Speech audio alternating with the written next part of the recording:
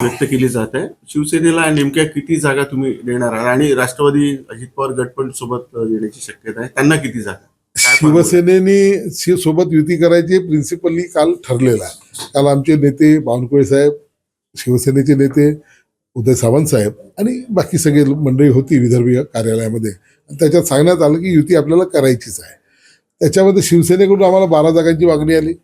त्यांनाही कळते की एवढ्या जागा देणं शक्य नाही आहे. परंतु त्यांचे 4-5 ठिकाणी जे एकदम प्रमुख उमेदवार आहेत, जे चांगले आहे, निवडून येऊ शकतात, अशाच्या बाबतीतलं आमचं जवळजवळ एकमत झालेलं आहे.